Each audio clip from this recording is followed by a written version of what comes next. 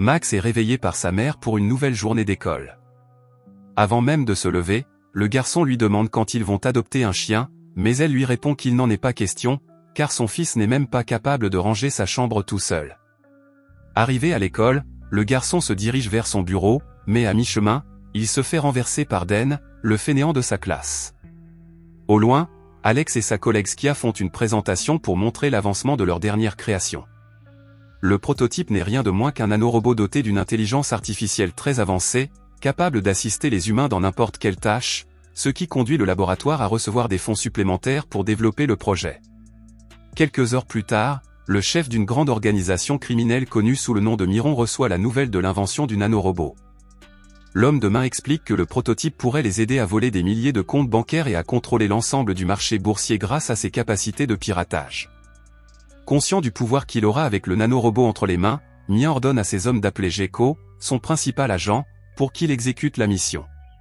Pendant ce temps, à la maison, Max reçoit une nouvelle leçon de sa mère pour ne pas avoir rangé sa chambre. Mais dès que la femme s'en va, il se lève et se faufile hors de la maison. Non loin de là, Gecko se dirige vers le bâtiment du laboratoire. Après avoir escaladé le bâtiment à l'aide de ses outils et découpé la vitre d'une des fenêtres, il parvient à pénétrer à l'intérieur. Pour passer les lasers de sécurité, il utilise sa balise et renvoie les faisceaux vers les caméras de surveillance. La voie étant libre, Gecko s'approche silencieusement du compartiment où sont stockés les nanorobots. Dès qu'il insère son décodeur dans le socle, il est surpris par l'un des gardes. Mais à ce moment-là, le dispositif s'ouvre et le bruit attire l'attention du garde. Sans perdre de temps, Gecko se précipite pour assommer le garde, mais ne peut empêcher l'alarme de se déclencher. Le criminel s'empare alors du cylindre du nanorobot et s'enfuit à travers le bâtiment en échappant aux gardes. Au même moment, Max arrive à son lieu de rendez-vous nocturne et commence à graffer les murs en écoutant sa musique préférée. Dans les rues du quartier, alors qu'il tente d'échapper à la sécurité, Gecko décide de courir vers un pont, mais se retrouve encerclé. Cependant, il manœuvre rapidement pour se libérer et assomme le garde avec l'une de ses torchets. Grâce à cela, Gecko parvient à s'attaquer aux deux agents de sécurité, mais après avoir été bousculé, il finit par faire tomber le cylindre du nanorobot du pont. Quelques mètres plus bas, Max trouve l'objet au sol et, croyant qu'il s'agit d'une bombe aérosol, devient curieux car il n'a jamais vu ce type d'objet auparavant. En quelques secondes, le criminel parvient à assommer tous les agents de sécurité qui l'entourent et utilise son équipement tactique pour s'enfuir par les tuyaux sans être vu. Le problème, c'est que les nanorobots s'épuisent rapidement et que Max jette le bidon. Quelques secondes après le départ de Max, le chien du dessin animé prend vie et saute du mur. Tous les nanorobots transforment alors le graffiti en un véritable chien technologique. Au loin, Gecko retrouve Myron et remet le cylindre à son patron, qui constate avec stupéfaction qu'aucun des nanorobots n'est présent. Pendant ce temps, Max rentre chez lui, poursuivi par le chien robotique, qui finit par renverser accidentellement une poubelle et utilise son pouvoir d'invisibilité pour éviter d'être vu. Quelque temps plus tard, des enquêteurs de la police arrivent au laboratoire et Alex erre en essayant de comprendre comment le vol a été perpétré. Lorsqu'il retrouve son collègue, Skyba lui explique que tous les gardes ont tenté de poursuivre le criminel, mais qu'ils ont été assommés. Furieuse, Alex déclare qu'elle connaît ses nanorobots mieux que quiconque et qu'elle les retrouvera elle-même. Au matin, Gecko retourne dans la zone des graffitis à la recherche du garçon retrouvé la veille. Au cours de son enquête, l'homme remarque que le dessin de Max n'est plus là. Un autre jour d'école, Max se dirige vers l'école, poursuivi par le chien nanobo qui l'observe de loin. C'est alors que Dan et les autres élèves apparaissent et, après avoir jeté par terre tout le matériel des garçons, s'en vont. Agacé, Max commence à ramasser ses affaires par terre lorsqu'il s'aperçoit que sa mallette s'est mise à flotter et qu'elle est jetée à la tête de Dan. Agacé, les élèves reviennent vers le garçon et tentent de l'attaquer. Mais à ce moment-là, son sac à dos semble prendre vie et l'aide à se déplacer pour esquiver les attaques. Grâce à cela, Max parvient à effectuer plusieurs manœuvres d'évitement. L'étudiant récupère le sac à dos et s'en va, sous le regard de Sonia, impressionnée par ce qui s'est passé. Dans son laboratoire, Alex trouve des enregistrements de caméras et dit qu'il devrait engager le jeune homme comme consultant en sécurité, car il a de grandes aptitudes au combat. Peu après, elle prépare son neutralisateur d'impulsion, qui émet des ondes électromagnétiques capables de désactiver temporairement ses nanorobots et de les récupérer ensuite. Au loin, Max entre dans une librairie et commence à regarder les produits sur les étagères sans se rendre compte qu'il est poursuivi par le chien. Réalisant qu'il n'a pas assez d'argent pour acheter quoi que ce soit, le garçon est attristé. Le propriétaire du magasin commence alors à lui demander s'il va payer pour les produits qu'il prend. Cependant, avant que l'homme ne puisse s'approcher, l'un des paquets de balles est ouvert par le chien invisible, ce qui fait tomber le commerçant par terre. Dans ce chaos, Alex reçoit une alerte sur l'activité des nanobots dans la région et part à la recherche de son invention. Elle se rend ensuite dans le magasin où se trouvait le garçon et demande au propriétaire d'accéder aux enregistrements des caméras de sécurité. Quelques minutes plus tard, Max retourne à l'endroit où il a l'habitude de faire ses graffitis et constate que le dessin du chien qu'il a fait la veille a disparu. Soudain, le garçon est surpris par le chien robotisé qui commence à lui parler normalement.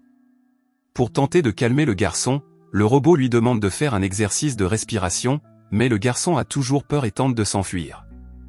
De retour chez lui, Max s'allonge sur son lit pour réfléchir à l'incident et est surpris par le chien, qui lui révèle qu'il est un ensemble de nanorobots microscopiques capables de faire tout ce que son créateur désire. Confus, le garçon se demande pourquoi le chien robotique le considère comme son créateur, et celui-ci lui répond qu'il a été généré après que le jeune homme a utilisé le cylindre comme bombe de peinture pour ses graffitis. Max se rend compte que le petit chien est responsable de sa victoire sur les étudiants qui ont essayé de l'attaquer et le gronde pour cela, car à partir de maintenant, Dan sera encore plus furieux contre lui. Le lendemain, Gecko se rend à nouveau à l'endroit où se trouvent les graffitis et commence à poser des questions sur le garçon à tous ceux qui s'y trouvent. Cependant, aucun des garçons ne semble avoir repéré Max et le jeune homme commence à perdre espoir de le retrouver. Chez lui, le garçon parle à son nouveau chien technologique, qui lui révèle qu'il peut changer d'apparence pour se déguiser. Excité par les capacités de son animal robotique, Max décide d'aller se promener dans le parc avec son nouvel ami. Mais il lui dit que l'animal doit rester silencieux, afin que personne ne découvre qu'il peut parler. Entendant cela, le chien crée une oreillette sans fil et la donne à son maître, ce qui leur permet de communiquer sans se faire remarquer. À ce moment-là, Alex arrive au parc et commence à enregistrer une vidéo du chien. Plus tard, Fox convainc Max d'assister au grand festival artistique. Mais tous deux ne se rendent pas compte qu'ils sont toujours surveillés par Alex, qui les traque en analysant chaque mouvement de leur nanorobot. Au cours de l'événement, Foxy aperçoit Sonia dans la foule et Max remarque que Dan est également présent pour participer à un concours de danse. Lorsqu'il voit le garçon remporter la compétition et recevoir les félicitations de Sonia, Max est attristé et dit vouloir partir. Mais Fox l'en empêche et, après avoir analysé la situation pendant un moment, il comprend ce qu'ils peuvent faire pour attirer l'attention de la jeune fille et améliorer la réputation de son maître. Avec son nouveau look, le garçon court jusqu'à un mur géant et commence à marcher dessus librement, tout en utilisant quelques pots de peinture pour créer une énorme œuvre d'art, attirant ainsi l'attention des gens. Maintenant que tout le monde regarde sa performance, Max termine son œuvre en beauté, et Sonia réalise alors que son ami a créé l'illustration en son honneur. Quelque temps plus tard, Gecko arrive au festival. Lorsqu'il aperçoit Dan, il lui montre la signature de Max sur son carnet et lui demande où il se trouve. Désireux de se venger du jeune homme qui lui a volé sa popularité, Dan enregistre diverses informations sur le garçon sur le téléphone portable du criminel et lui demande de lui dire, lorsqu'il le rencontrera, qu'elles ont été envoyées par Dan. Plus tard, Max rentre chez lui et demande à rendre le chien robotique invisible, car sa mère ne l'autorise pas à avoir un animal de compagnie. Il ne se rend pas compte qu'Alex et Gecko les observent et le garçon remarque que Fox est capable de devenir invisible. Lorsque Max entre dans sa chambre, il entend ses parents se disputer et apprend qu'ils devront bientôt déménager dans une autre ville. Quelques minutes plus tard, Fox attend Max à l'extérieur et commence à se remémorer les bons moments passés avec son ami. À la fin de la conversation, il voit Sonia quitter l'immeuble et le garçon court parler à son ami, qui est heureux d'apprendre que le père de Max va bien. Lorsqu'on lui demande où se trouve Dan, la fille répond qu'ils n'ont jamais été vraiment fiancés et que ce n'était qu'un mensonge inventé par le garçon. À ce moment-là, il tombe sur un homme qui gare sa voiture juste devant l'hôpital et Max l'avertit qu'il est interdit de s'arrêter à cet endroit. Mais le conducteur n'écoute pas le garçon et, pour impressionner Sonia, Fox a une idée.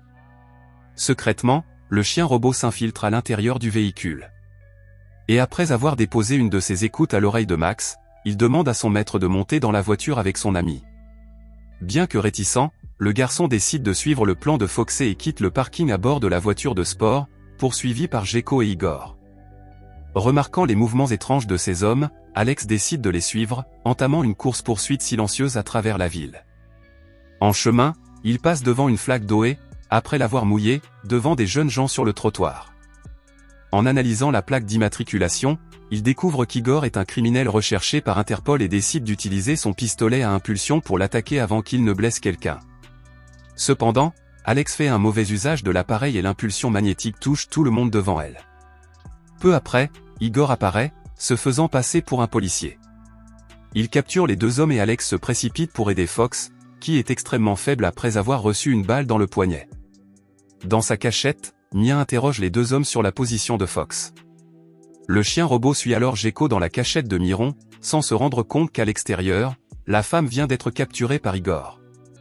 Lorsqu'ils arrivent à l'endroit où les deux sont retenus prisonniers, Gecko se rend compte qu'il essaie de se faufiler pour les sauver, mais à ce moment-là, Igor apparaît et ordonne aux gardes de sécurité de capturer l'animal. Même après avoir réussi à échapper aux criminels, le groupe est intercepté par Myron, qui utilise un tuyau pour capturer Fox et lui remettre les fugitifs. Peu après, l'homme ordonne à Alex de reprogrammer le chien robotique pour qu'il n'obéisse qu'à ses ordres et menace de jeter Sonia du haut de l'immeuble si elle refuse de coopérer. N'ayant pas le choix, la femme accepte le marché. Alors qu'ils sont emmenés au laboratoire, il demande à Gecko de l'aider à résoudre la situation. Pour obtenir des preuves contre le criminel, Gecko enregistre sa réponse sur son téléphone portable. Le scientifique explique ensuite qu'il faut retirer le tube pour accéder au système de Fox. Cependant, dès que l'objet est retiré, Gecko utilise un extincteur pour frapper le panneau principal, détruisant une partie du laboratoire et permettant à Fox d'utiliser sa super vitesse. Grâce à cela, le petit chien parvient à piéger les criminels, après quoi il s'approche de Max. Quand il se souvient que son maître lui a demandé de prendre ses propres décisions, il dit qu'il ne veut pas travailler aux côtés de Myron car ce n'est pas pour cela qu'il a été créé. Fox demande alors à Max de lui ordonner de se désintégrer et de le réconforter. Il lui dit qu'ils seront toujours ensemble. Bien que contrarié, le garçon exécute l'ordre, provoquant la désintégration de Fox en milliers de nanorobots. Une fois la situation sous contrôle et Mia capturée, Alex replace les nanobots dans le cylindre. Après tout ce chaos, Alex décide d'inviter Gecko à travailler dans son laboratoire, expliquant qu'il a besoin de quelqu'un pour superviser la sécurité. Pour rendre leur fils encore plus heureux, les parents de ce dernier lui offrent un nouveau chiot. En l'honneur de son grand ami, Max décide de l'appeler Fox.